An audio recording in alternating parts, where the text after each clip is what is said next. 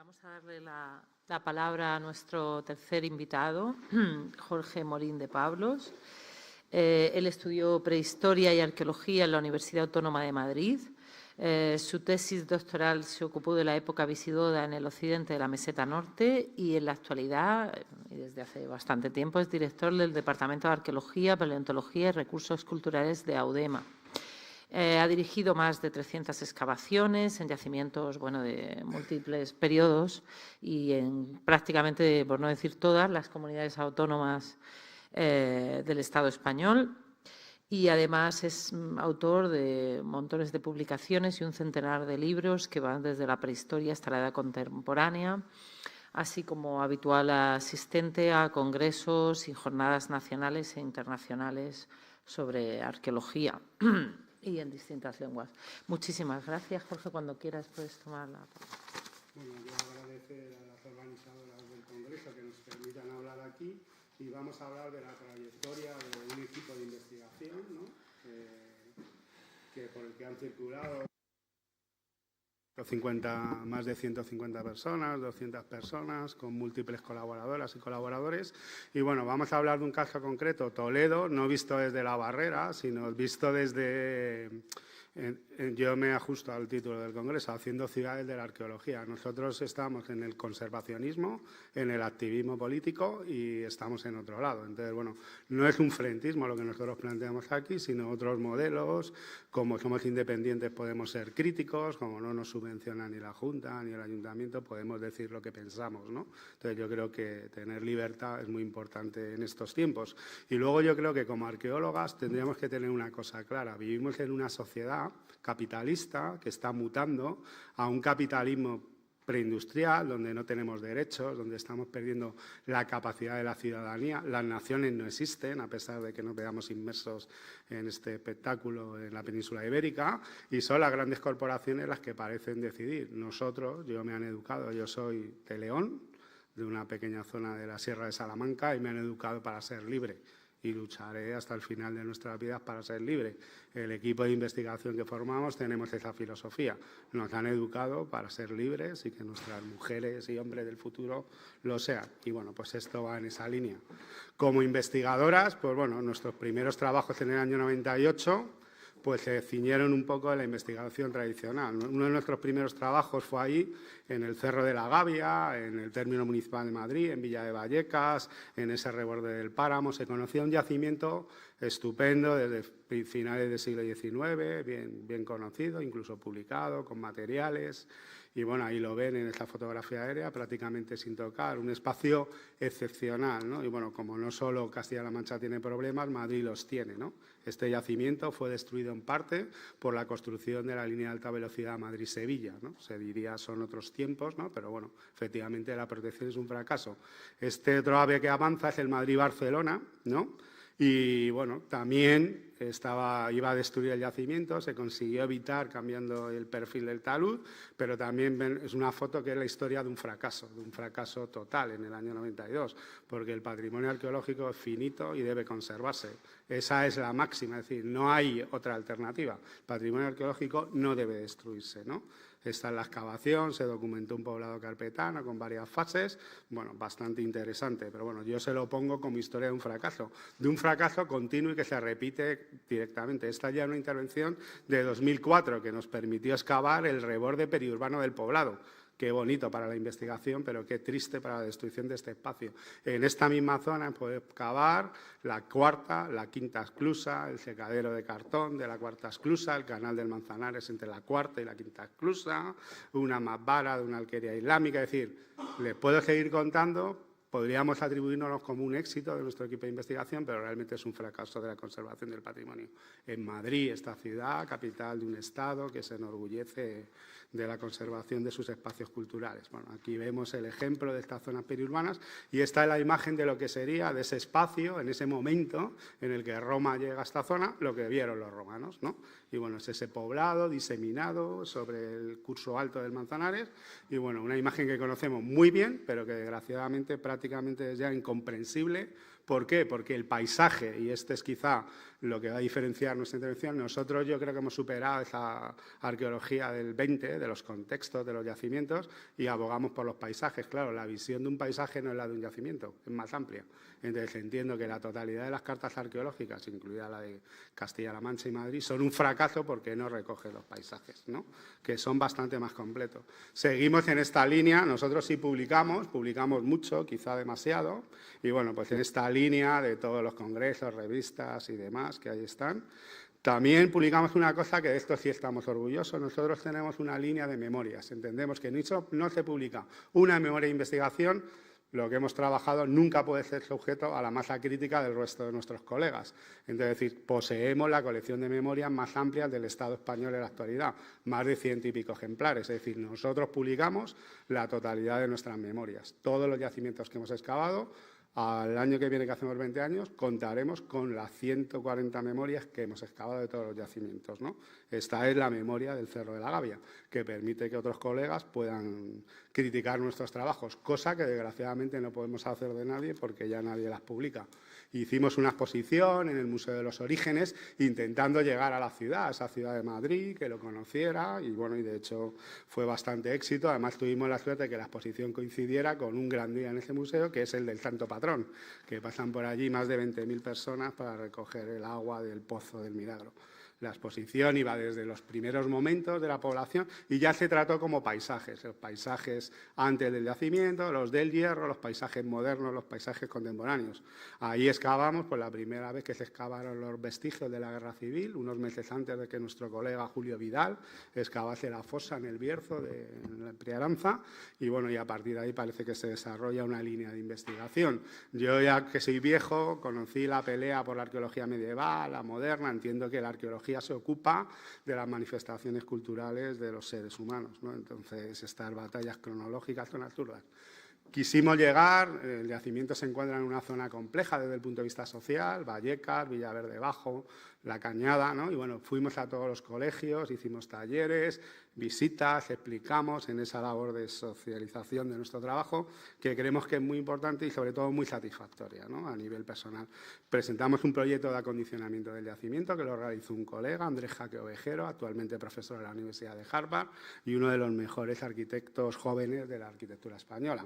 Bueno, ahí está, gratia et amore, y bueno, esperando, entendíamos el espacio como un centro de interpretación de esa zona de paisajes que permitía entender una zona fantástica, porque Madrid tiene dos parques regionales, esos parques naturales. Uno de estos es el Parque Regional del Sureste, donde hay yacimientos importantísimos desde la prehistoria antigua, el nuestro de la protohistoria, romanos, todo el Frente de Defensa de Madrid, de Modesta y de Líster, es decir, todas las infraestructuras modernas y contemporáneas. Ese yacimiento podría servir para dinamizar, para explicar un espacio natural complejo, ¿no? Un espacio natural totalmente rodeado por una ciudad, por sus ciudades satélites. Y bueno, pues ya en estos momentos, digamos, hace 20 años, yo creo que nuestro equipo tenía una filosofía moderna. Con el paso del tiempo nos hemos radicalizado, es decir, como arqueólogos nos hemos radicalizado y estamos en una postura conservacionista extrema, ¿no? Es decir, no nos gusta la destrucción de los yacimientos. Y les pongo el caso de Toledo, ¿no? Es decir, no es por meternos con Toledo, podríamos hacer exactamente lo mismo con Madrid. Entiendan esto como un ejemplo. Este es el término municipal de Toledo, uno de los términos municipales, para desgracia de los que lo tienen que gestionar, más amplio de nuestro país, que se extiende por una gran cantidad de paisajes. Entonces, nuestro estudio trabajó todo el término municipal desde la visión de un paisajista, no de contextos cerrados. Trabajamos en el término municipal y en una zona muy concreta, que es, no entendemos la ciudad de Toledo sin sus áreas periféricas. Una es el área cigarralera, que es esta que ven ustedes aquí, bien definida por el arroyo de la Pozuera, la degollada, esto que se llama el casco, pero que el casco no se entiende sin este área o sin Las Vegas, ¿no? Y luego también trabajamos, ¿no? Es decir, bueno, lo ven aquí todo el término municipal y luego sobre dos espacios ya a nivel de detalle con excavaciones. Uno es el Figarral del doctor Gregorio Marañón, ¿no? Que había sido anteriormente de Jerónimo de Miranda, un clérigo, bueno, que pertenecía a los sectores reformistas de la Iglesia Española de Valladolid, con una trayectoria humanística impresionante. Y otro es el Figarral que construye el arzobispo de Toledo, Gaspar de Quiroga, un espacio también emblemático en la conservación de Toledo, porque a la muerte del cardenal se quiso destruir destruir. Y fue el pueblo de Toledo lo que impidió la destrucción, su compra por el Marqués de Malpica y la conservación hasta la actualidad dentro de lo que es las propiedades de la Casa de Bailén. Y aquí hago un inciso. Por ejemplo, la ciudad de Madrid conserva muy bien los paisajes ligados a la instalación de la capitalidad. Por ejemplo, la Casa de Campo, que ahí la hemos visto, untaut, sin urbanizar, no sabremos hasta cuándo, pero es un fracaso. ¿Por qué? Porque Gaspar de Quiroga, después de construir este cigarral, vuelve a Madrid recuperando el favor real y como gran constructor de palacios que es, se construye uno, la Quinta del Sol, enfrente de su benefactor, que es Felipe II. ¿Saben cuál es la Quinta del Sol de Gaspar de Quiroga? El Palacio de la Moncloa. Totalmente destruido, totalmente afectado y desconocido para la mayoría de la gente. No creo ni que esté en Carta Arqueológica de la Comunidad de Madrid. Es decir, que la crítica podría ser extensible para todos. Bueno, este nivel macro, que diré rápido, nosotros hemos trabajado pues, en un sí, pues, a niveles de dafología, geología, hidrología, recogiendo absolutamente todo. Es decir, para intentar entender esas unidades de paisaje. Por supuesto, bueno, nos interesarían los niveles, la afección de los niveles patrimoniales. Si lo vemos, y aquí está Inés Querol, que lo conoce bien, cuando ellos trabajaron en uno de los yacimientos, entre comillas, de Pinedo, pues veremos los puntos de la Carta Arqueológica, cuando realmente eso debería definirse por niveles geológicos. Estamos afectando una serie de terrazas escalonadas del Tajo que están bien definidas, bien fechadas con nuestros problemas de cronología, y la protección debería ser integral. Por ejemplo, Madrid tuvo una visión moderna. Cuando se declaró Terrazas del Manzanares como un BIC, fue un éxito. Se declaró la totalidad de las terrazas, pero también la historia de un fracaso. ¿Qué BIC se puede destruir? Yo creo que el BIC Terraza del Manzanares es el BIC más destruido de la historia de nuestro país, ¿no? Yo creo que esto es un poco para reflexionar. Espacio a nivel cigarrales en los mismos conceptos, ¿no? Es decir, trabajando en todos los sectores, ¿no? Aquí, por ejemplo, pues hemos podido identificar un espacio, decía Patricia, que conservamos un espacio muy bueno, que es el Cerro del Bú, lo tienen ustedes aquí marcado. Hay otros yacimientos asociados, no muchos de este periodo en el área cigarralera, 4, pero aquí lo importante es la unidad de paisaje. El espacio cigarralero funciona durante toda su etapa, durante 2.000, 3.000 años de una manera, o como una dehesa carnicera de la ciudad o como un espacio productivo intensivo agrícola. Entonces, ¿qué pasa? Que realmente el espacio a conservar es este, es decir, lo que queda de esa dehesa, no el yacimiento del Cerro del Bú, ¿no? Es decir, esto es lo problemático, es decir, no es lo nuestro, desde el conservacionismo y desde el mundo ideal, estamos en otra batalla. No solo está esto, sino que, por ejemplo, en el Valle de la Pozuela conservamos un paisaje irrigado andalusí que es el más antiguo de los que se conoce en la península ibérica, con los yacimientos, con los canats, con las diferentes torres, con el molino de Cubo. Afortunadamente no se destruye porque está dentro de una gran posesión nobiliaria que es la finca de Mirabel. No sabemos durante cuánto tiempo porque creemos que esta situación puede cambiar. Y luego, bueno, pues en esta visión micro, ¿no? Trabajamos en la Quinta de Mirabel o en el Cigarral de Menores a un nivel de detalle bastante interesante, pues nos permite definir realmente en esa área de cigarrales donde la carta arqueológica es poquísimo prolija, por no decir, pues nosotros en un espacio mínimo pudimos identificar 3 cigarrales, pudimos identificar los sistemas hidráulicos, los aterrazamientos, los caminos, los restos de la guerra civil, que parecía que se acababa después de la liberación del Alcázar en el año septiembre del 36, y luego hemos excavado el primer cigarral que se conoce, que es una tipología específica del mundo toledano y que está allí desde como alquería islámica, como torre del siglo XIII, como espacio productivo del XIV, como cigarral del XVI, como gran cigarral del XVII y como puesto de observación artillera en la ofensiva de 37 de mayo del 37 de la 6ª bandera de la Legión. Es decir, un espacio de estos tenemos documentados más de 100 que se han ido destruyendo, alegando, bueno, pues que una casa de labor en ruinas, ¿no? Es decir, es bastante complejo. Y este es el espacio que realmente, aquí lo vemos en la cartografía histórica que tenemos de Toledo, que es excepcional, a detalle, nivel macro, medio, micro, es decir, podemos identificar cada uno de los cigarrales porque hay una foto fija en el catastro del Marqués de la Ensenada. Este es el mare magnum en el que se vive esa ciudad moderna. Y ahí está un poco el kit de la batalla que tenemos que vivir como arqueólogos. ¿Pero qué queremos? Que Toledo siga creciendo para seguir destruyendo la ciudad, el espacio cigarralero, la Vega Alta, la Vega Baja, la continuación de la Vega Baja, a costa de despoblar el entorno, porque ese es otro de los problemas que tiene nuestro país. Dicen, España se está convirtiendo en la Laponia española. No, señores, peor que la Laponia española, porque en Laponia hay una densidad muy baja de poblamiento, pero los habitantes de Laponia tienen hijos. En el campo, en el mundo rural de donde nosotros venimos, no tenemos hijos. En mi pueblo ya no vive nadie. Se conserva el pueblo, los espacios, es decir, tenemos un problema. Es decir, realmente un problema que tiene nuestro espacio es la conservación. Y bueno, está claro porque hay una pérdida de usos tradicionales, este espacio ligado tradicionalmente a la ganadería o esos usos intensivos agrícolas, incluso al propio ocio, como la ermita de la Virgen del Valle. Aquí vemos perfectamente cómo se conservan los descansaderos de la Mesta, que son brutales, el descansadero de menores, el de San Jerónimo, y bueno, vemos cómo están ocupados por una pista de tenis, por un cigarral de nueva construcción. Es decir, es un espacio en amenaza continua, ¿no? Si lo vemos como un paisaje.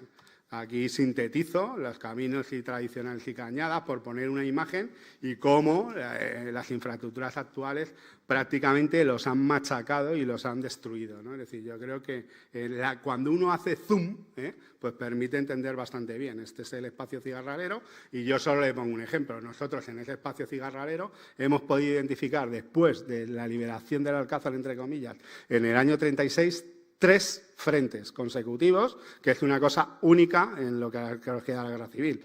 Primeras rupturas después de septiembre, noviembre, diciembre, batalla del Cerro de los Palos con la posición 6 de la sexta bandera y la posición al otro lado de la Pozuela y la generación de este gran frente consecutivo que se rompe al final de la guerra civil con eso que llamó Francisco Franco la ofensiva de la victoria.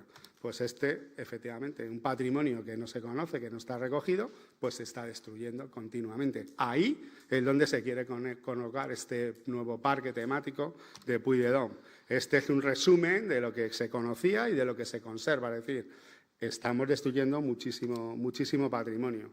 El problema que tiene esta carta arqueológica contextualizada y cuando se trabaja con paisajes. La visión yo creo que es bastante diferente. Incluso si nos vamos a la unidad especial de cigarrales, pues sobre esta unidad urbanizable, estos son todos los cigarrales que nosotros hemos podido identificar sin ningún género de dudas a través del catastro del Marqués de la Ensenada. Pues fíjense que van a quedar muy pocos, ¿no? Desgraciadamente. Publicamos monografía de síntesis, trabajos universitarios sobre contextos, sobre paisajes, las memorias de excavación y la síntesis, por supuesto, de los paisajes que vamos identificando. Siguiente paso en nuestra línea como investigadoras y como arqueólogas, es decir, el activismo. Está claro que una postura conservacionista no nos lleva a nada. Y aquí entramos en el tema de la Vega Baja. Tenemos un proyecto en el exterior, en un pequeño pueblo de Idaña, en Igitania, sobre el Pónsul, y ahí hemos trabajado nosotros para trabajar con técnicas de arqueología no invasiva. La topografía es bastante similar a Toledo, sobre un meandro del Pónsul, un pequeño espacio, eso sí, sin presión urbanística de ningún tipo, ¿no? Entonces hemos obtenido buenos resultados y bueno, aquí vemos un poco la zonificación de protección de la Vega Baja, que si vemos este grabado de Palomeque, es más real un grabado del siglo XVIII que lo que tenemos en la actualidad. Es decir, sería más efectivo trabajar con esta unidad que esta. Está claro que la Vega Baja se va parcelando, se va construyendo y se va a acabar y nosotros abogamos por la construcción es un problema urbanístico, de un gran espacio verde que necesita la ciudad de Toledo, que reactive ese casco que se está abandonando. Es decir, bueno, estamos en esa línea de quitar esa imagen negativa de la arqueología. La arqueología puede generar y debe construir buena ciudad. Y luego, último momento, y ya acabo, es la generación de un modelo. Al albur de esa gran ciudad se está despoblando el entorno inmediato. Nosotros trabajamos a 30 kilómetros en un pueblo que se llama Arisgotas. Tenemos 28 vecinos. Este es nuestro espacio de trabajo, un pequeño pabellón, que luego se amplía una gran villa de poca visigoda, pero yo no les aburro con el tema arqueológico. Este es nuestro espacio, un campo perfecto, los montes de Toledo, la ciudad de Toledo aquí, ¿no? Y bueno, en un espacio que se está despoblando. Entonces trabajamos, este es el yacimiento, ya en 2 campañas hemos cavado 4.000 metros, identificado y trabajamos básicamente sobre 3 conceptos. La sostenibilidad, es decir, trabajando en el territorio, con escaso coste, la educación para formar ciudadanos libres, educando a nuestros niños, a nuestros mayores, a nuestras mujeres y a nuestra gente para que siga anclada al territorio, y el indigenismo, es decir, defendemos la conservación de nuestro patrimonio in situ, los trabajos de integración, de recuperación de nuestro medio natural, la educación de nuestros trabajadores, de todos nuestros niños, de colectivos, es decir, el yacimiento no se ve como un recurso turístico, no es un recurso económico, es un recurso educativo para formar ciudadanos que seamos capaces de defendernos de esta avaricia. Por supuesto, la divulgación científica, pero nuestras guías divulgativas accesibles en 4 idiomas, también en las lenguas oficiales del Estado español. Ya teníamos un pequeño museo de sitio, ¿no? Y aquí incido, nosotros no pretendemos competir con los museos provinciales, sino lo que pretendemos es que los museos provinciales salgan de la ciudad, vengan a nuestro territorio, nos cubran y, bueno, y cambiemos la filosofía del museo. El museo del siglo XXI tiene que estar en el paisaje, tiene que estar en el territorio, ¿no? Investigamos, por supuesto, memoria publicada, y aquí acabo y hago un inciso, y es, como estamos con los famosos impactos, si publicamos la memoria no tenemos el impacto. Entonces, nosotros hemos decidido renunciar a los impactos y sacar las memorias. Coste, y aquí hablábamos de las subvenciones, ninguna ayuda de la Junta, que no nos las concede, por cierto, no sabemos por qué, y bueno, 20.000 euros, abierto, open site, y bueno, esta sería un poco la filosofía, y esta es la imagen, es decir, pues nosotros como arqueólogos el futuro es este, estos son nuestros niños de Arisgotas, ¿no? Y realmente es por lo que trabajamos, ¿no? Es decir, por mantener nuestro mundo rural en su sitio con nuestro patrimonio cultural y natural.